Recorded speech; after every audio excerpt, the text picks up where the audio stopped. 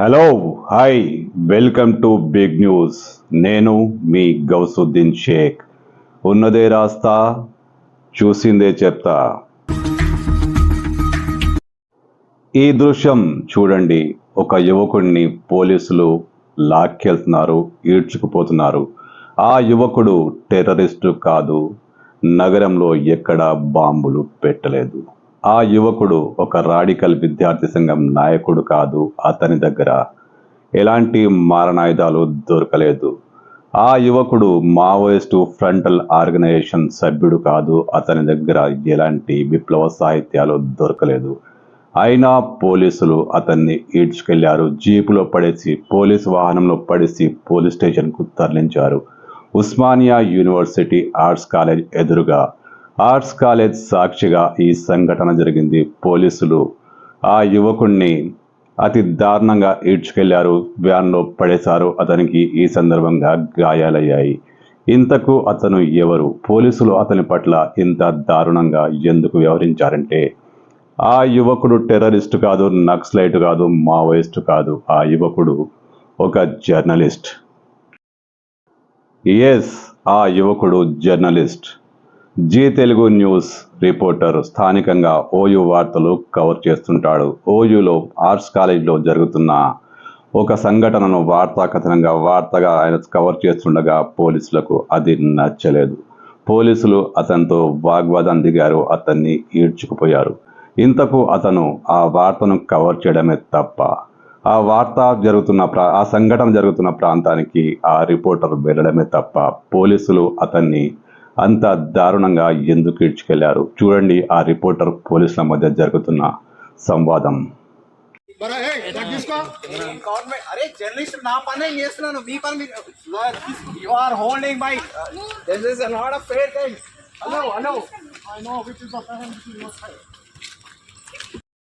పోలీసులు అతి దారుణంగా ఈడ్చుకెళ్తూ అతన్ని పోలీస్ వ్యాన్లో బలవంతంగా తోసేయడం. ఈ సందర్భంగా అతనికి గాయాలయ్యాయి, తీవ్రంగా గాయపడ్డాడు. నడుము మీద, వీపు మీద అతనికి గాయాలయ్యాయి. పోలీసులు కొట్టారా లేక తోపులాట సందర్భంగా అది జరిగిందా? పోలీసులు బలవంతంగా అతన్ని లోపలికి తోసేయడం ద్వారా ఈ గాయాలు తగిలాయి. కానీ ఆ జర్నలిస్టు తీవ్ర ఇబ్బందులకు గురయ్యాడు. ఆ జర్నలిస్టును పోలీసులు అతి కిరాతకంగా చూశారు. అతడికి గాయాలయ్యాయి. దాహంతో అలమటించిపోయిన ఆ జర్నలిస్టు దాహం దాహం అని అడుగుతున్న విషయం కూడా ఈ వీడియోలో చూడండి. కింద పడ్డాడు. నాకు దాహం వేస్తుంది, కొన్ని వాటర్ ఇయ్యరా ప్లీజ్. వాటర్ వాటర్ ఇయ్యండి ప్లీజ్.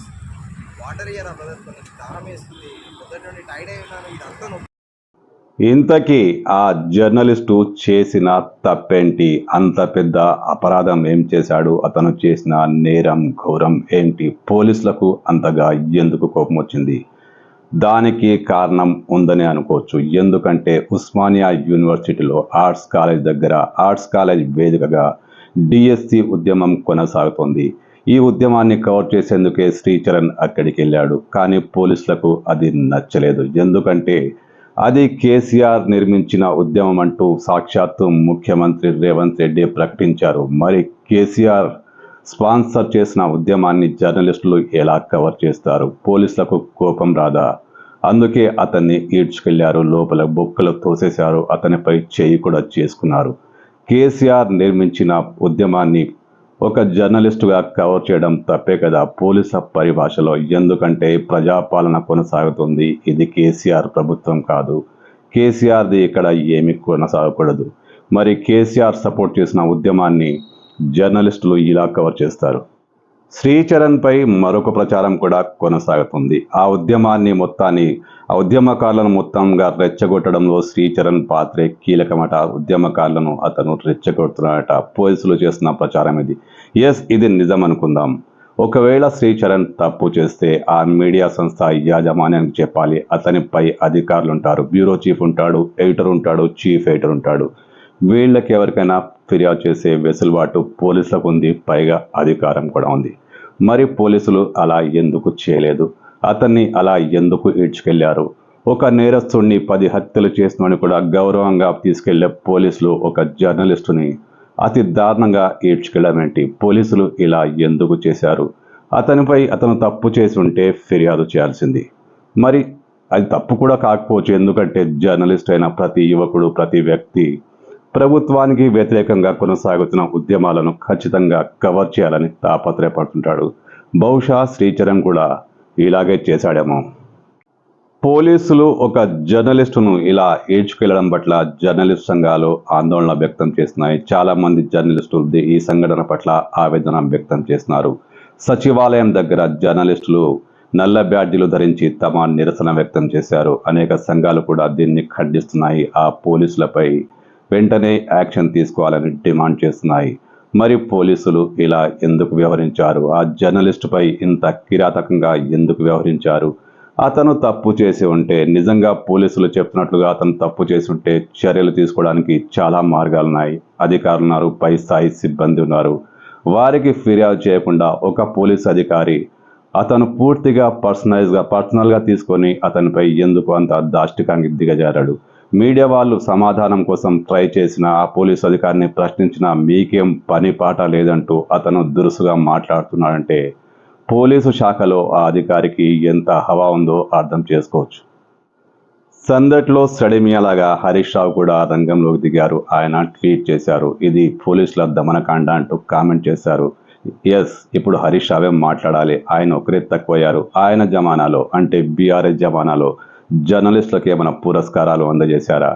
జర్నలిస్టుల ఫోన్ ట్యాపింగ్ చేసి వాళ్ళ గుట్టుమట్లు తెలుసుకునే ప్రయత్నం చేయలేదా? జర్నలిస్టులను గేటు బయట నిలిపి లోపల సమావేశాలు నిర్వహించలేదా? జర్నలిస్టులను పురుగులుగా చూడలేదా?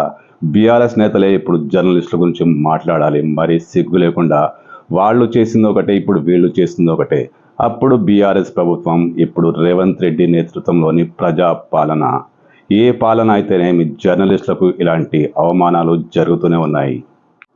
ఓయూలో జరిగిన ఈ సంఘటన తెలంగాణ ఉద్యమ కాలాన్ని తలపింపజేస్తోంది. ఎస్, అప్పట్లో ఓయూలో జర్నలిస్టులపై ఇలాంటి దాడులే కొనసాగాయి. జర్నలిస్టులపై ఇలాగే లాఠీ చార్జ్ జరిగింది. జర్నలిస్టులను అరెస్టు చేశారు, బొక్కలో తోసేశారు. నాకు బాగా తెలుసు. అప్పట్లో నేను జీ న్యూస్లో క్రైమ్ బ్యూరో చీఫ్గా ఉన్నప్పుడు ఓయూలో జరిగిన ఘటనలతో నాకు మంచి అవగాహన ఉంది. పోలీసులు అత్యంత దారుణంగా జర్నలిస్టులను హింసించారు. ఉద్యమకారుల నెపంతో పోలీసులు జర్నలిస్టులపై లాఠీ చార్జ్ చేశారు. ఎస్, ఒక విషయం ఆలోచించుకోవాలి.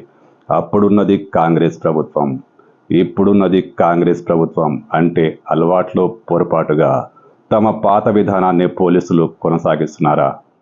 నిస్సందేహంగా ఇది రేవంత్ రెడ్డి ప్రభుత్వానికి మచ్చలాంటిదే.